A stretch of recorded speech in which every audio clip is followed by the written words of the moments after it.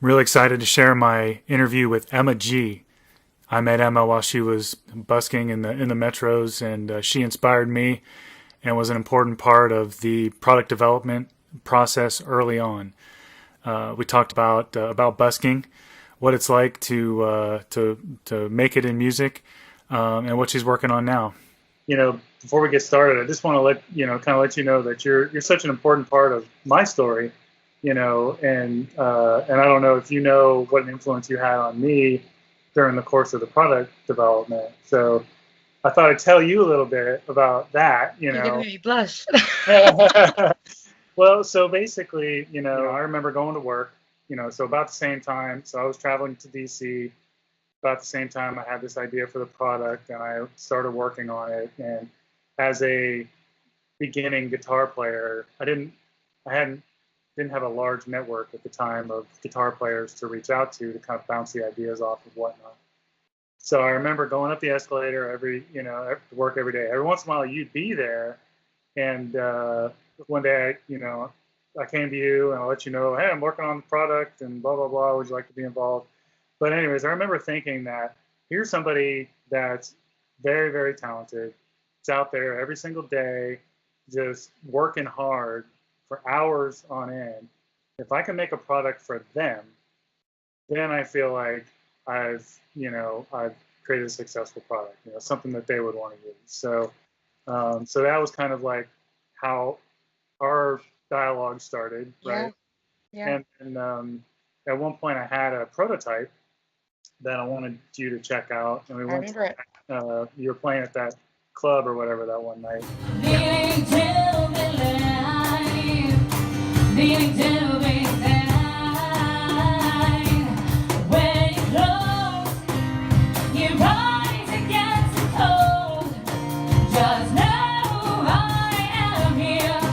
I just wanted you to like tinker with it for a little while, right, and just kind of give me some initial feedback. And you said, well, I'll try it for one song, during the show. And I'm like, here, I'm giving you this like 3D printed prototype that I didn't know if it was going to break 5 seconds after you started or what. No, that first prototype was amazing. I used it quite a lot actually. Yeah, it So that was was like yeah. motive. You used it the whole show, Hmm. basically, and told me afterwards that uh, you usually have a lot of hand fatigue afterwards, and it really seemed to help. So that really motivated me at the time, just what I needed to kind of boost me forward. So Cool. um, I wanted to thank you for your continued involvement, being a participant, feedback, or Of whatever, course, of course. inspiring for me. So I want to talk about you a little bit, though. Okay. And I Okay. guess what I'd be interested in doing is maybe talk a little bit about your background, how you got into music, maybe your inspirations, and Okay. then yeah, we'll just start there. Okay. Cool. So what do you want to know first? Just how did you get started? What inspired you, and when did you know you had skills, and Oh yeah. gosh. So it's a weird answer, and I know that it's weird, but I was born with a health complication called hydrocephalus. So I was born with a cyst in the middle of my brain, which blocked off the exit way down my spinal column. So water could, your brain floats in water. Um, and for me, the water would, or the cerebral spinal fluid would enter into my brain. But unlike you, I had a cyst in the way for the water to go down my spinal column to leave my brain. So I have a shunt, which is like a tube going from my brain to my peritoneal cavity to drain out the cerebral spinal fluid. Try saying that 10 times fast. Um, and so as a result of that, I've had 10 brain surgeries in my life and 24 surgeries in total.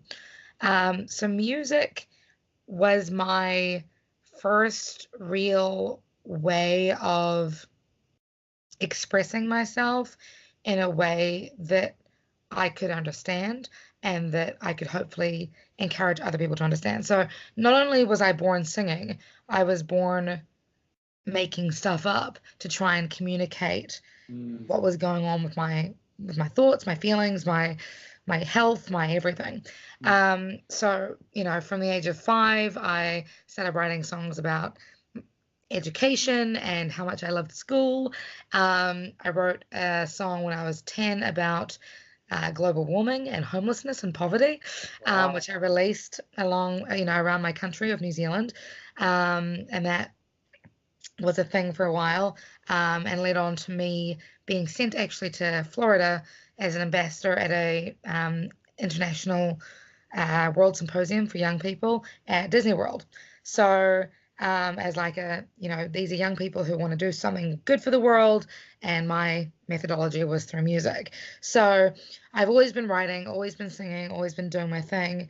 Have been, you know, solo, done pop, was in a hard rock band for 5 years called Static Era. Flirted with R&B and hip hop for a while. It's not really my jam because I suck at rapping. I'm working on it, but you know, my passion was always around, you know, everything from Aretha Franklin and the Spice Girls through to Iron Maiden, Metallica. So I've always just kind of had this really wide range of interests. And when I moved to DC back in 2015, I decided, okay, now there's a demographic here who might resonate towards my flavors. So yeah, that's where we are today. I've released 3 singles and an album now. I'm about to release my 4th single in a month or 2. And I've got 2 other singles coming out this year. 2 singles? Yeah, while I work on my next album. So yeah, lots of things. Well, yeah. So I'll make sure and put a link to all the music Cool. and comments and whatnot, so people can hear you. And are there any songs that you're particularly just like, you know, that stand out? You know, that you would, you know, if you could point somebody to one song or something that kind of embodies, you know, your passion, or is it just kind of like picking a favorite child? I don't know. I think because I'm always developing, right? Everything that I'm writing, the next song is better than the last song.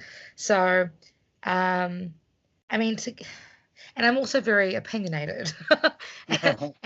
So, like, my first single is very sassy. It's a love song, but it's very sassy. My second single, Sold, is a very aggressive, in-your-face feminist movement song that kind of told my Me Too story.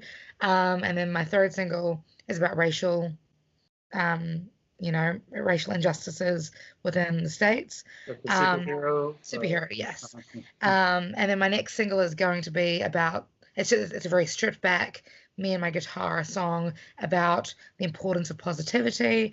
And my song after that is a song about overcoming obstacles and being resilient and strong and knowing who you are and being proud of that. So it's like all of my songs generally tend to be a part of myself that's very much authentically be who you are, love your weirdness, love your beauty, and, you know, screw anybody who tries to tell you that you're not good enough.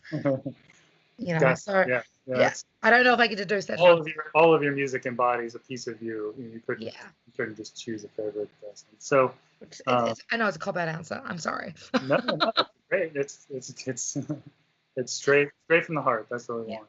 Yeah. So your advice to a young person that has all these, you know, that wants to write music, wants to get into music, like what can you, from your life experience, from your, you know, what advice would you give a young girl or boy?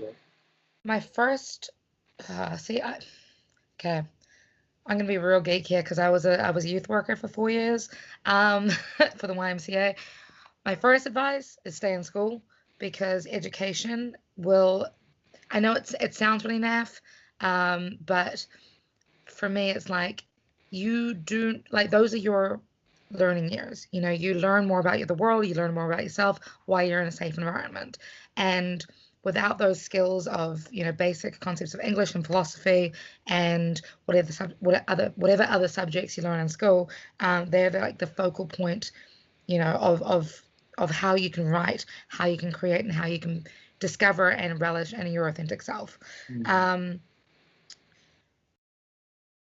find out who you are. This is my favorite Dolly Parton quote. Find out who you are and do it on purpose. Again, like, don't be afraid to fly your freak flag and be weird and be different and, you know, use your flaws to your advantage while always working every day to do something for yourself. And my third piece of advice would be every day do something towards your work that you're proud of and that you're scared of. If you're not scaring yourself on a daily basis, you need to kick yourself up with the bum. So that's a good, probably a good transition point for my next question, because I'm really interested in what it takes to have the courage to go stand in the metro and sing in front of perfect strangers that are busy going this way and that. So how did you get started? Give us a day in the life of a busker, and what. Well, I mean, you said it yourself, they're perfect strangers. And so I want to like concentrate on that word perfect, because I feel like Western civilization in particular, and I'm really, really blessed that I have been able to grow up in both Western culture, but also in Pacifica culture. My father was Fijian.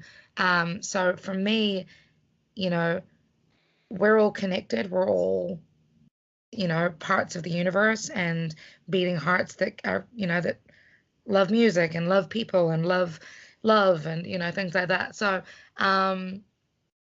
for me it's like I didn't want to move to the other side of the world and get another job, because I moved here to do music. What better way to do music than to literally go out, grab my guitar and say hi to people and give them hugs and help them start their day in a way that is positive and uplifting and makes them smile, right? And so part of that is like I'm a little bit crazy. I'm a little bit, naive in a way that I think works for me. I don't think about the fact that guns are legal in this country. I don't think about the fact that I'm a different color than authorities might be preferring. I don't think about anything else apart from the fact that you're a human, I'm a human. We've got, we both know this song. Let's revel and thrive in this moment of love and peace and equal, respect. So the fact that you're in a group of strangers. Yeah. You're just immersing yourself in that diverse, group to basically speak your heart, speak your mind, and bring people together that way. Is that kind of what you're saying? Yeah, and I feel like the only way to breed light is to give light, right? So by me being silly enough to stand out there and smile in the cold. I mean, it was 26 degrees this morning, but to stand out there in the cold and share a moment, you're giving other people permission to also be kind and just and loving. And 9 times out of 10, more than 9 times out of 10, 9.9 times out of 10, you're met with equal love and respect, and it's great. And I think it's for me, it was a treat. Now, at first, like I said, I wasn't used to it. So you come off the metro, and first time I think it's like, oh, here's somebody singing, it sounds good, but my mind is somewhere else, as is everybody else's, right? But like after I kind of got down the way a little bit, I'm like, wow, she's really good, and then like, I'd be coming up the escalator, the one near the I can't remember which one I used to. Yeah, I think was it Foggy Bottom? Yeah, Foggy Bottom. Yeah. So I'd be coming up the escalator, and I'd be like, I could hear you when you're up there. I'm like, oh, good, it's like a little show, a little treat for the day. So, and but talk a little bit about. I mean, you're out there. How many hours a day are you out there? And what are the conditions? And like, what's it like? And talk about competition a little bit, and just give us a day in the life. So it's funny that we're talking today, because today was the first and only time I've ever experienced somebody else who was a street performer who didn't care that I was there and came up and set up behind me and started playing behind me, loudly amplified. But I mean this has never happened before, so I'm a little bit kind of like, oh, it's been a weird day. But but but normally, generally, sorry. but normally, there's Normally, a yeah, protocol, it's like normally. unspoken. Look, I'm all about community, right? You treat me with respect, I treat you with respect, and vice versa. Like, if somebody's there, the code is I was here first. I'm here until this time, and you can come back or you can go somewhere else. There's a lot of metro stations around here.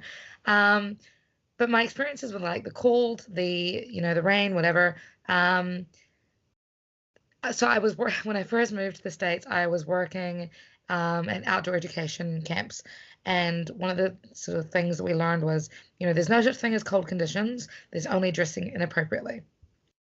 So if you wear enough layers and you've got enough, scarves and thermals and whatever, you're fine. And so that's generally my rule of thumb. Otherwise I can always skip a day or whatever. Rain, sometimes there's particular metro stations that have shelter.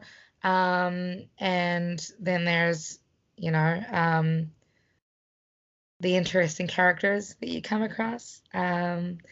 Unfortunately, in DC, we've got a huge population of displaced humans, and some of those people aren't necessarily the healthiest of mind. So there can be a few times when things can be a little bit awry. But I think by and large, again, if you show them respect, they give you respect. And there's a lot of other strangers who will happily step in and recognize, oh, she's a female by herself. I'll help out. So, I mean, so far it's been a wonderful experience. So it sounds like, it takes a little bit of courage beyond just the performing in front of strangers. You never know what situation you might get into. Yeah, for real. But I mean, again, you can't live your life in fear and thinking, what if?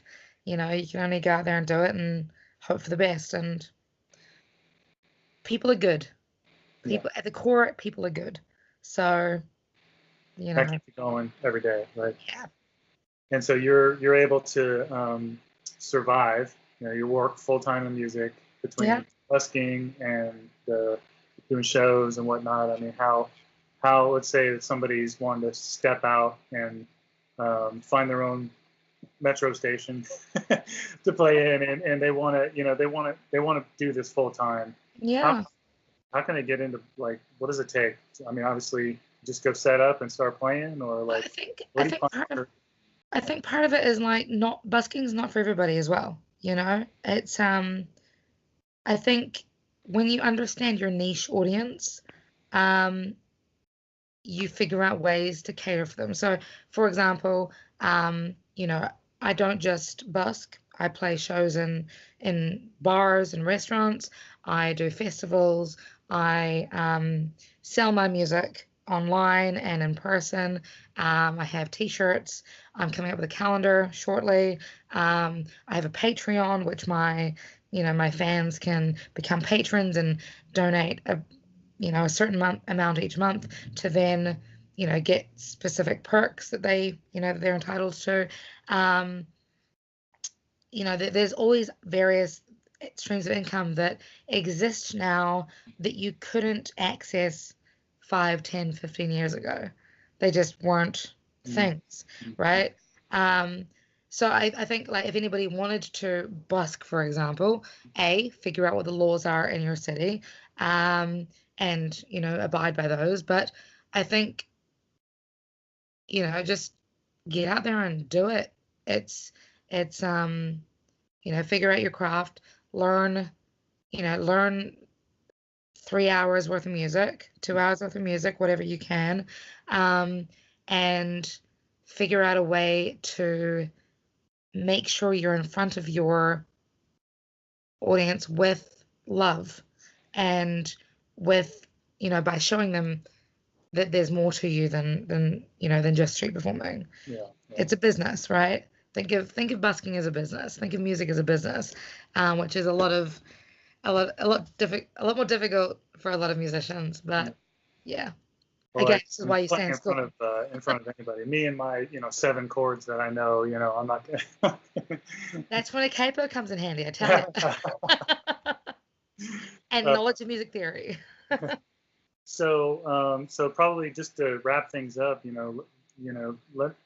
let us know what you're working on now. I'll put links to everything, but like, Cool. how do we find you, and and keep track of what you're doing? And yeah. So everything is available from my website, emmagmusic.com. You can sign up as a patron from patreon.com/Emma Emma G Music, sorry. It's Emma G Music on all platforms. So Facebook, Twitter, YouTube, Instagram, Emma G on what's it called? Spotify, and Emma G Music on Bandcamp. It's very consistent. I All saw the you links. on iTunes. You're all over the place. Yeah, I'm all over the place. Amazon Music, Google Play, but all the links again are on my website, so it's really easy to find. And if you ever want to reach out, again, my contact details are on my website. Awesome. It's pretty easy to stalk, really. Everything except for my home phone number and my home address. We're good. Awesome.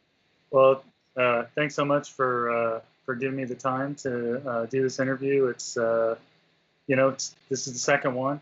It's getting better and better each time. So Go Paul. Yes. Brilliant. Appreciate your time, and we'll look you up online. Back at you. Thank you so much.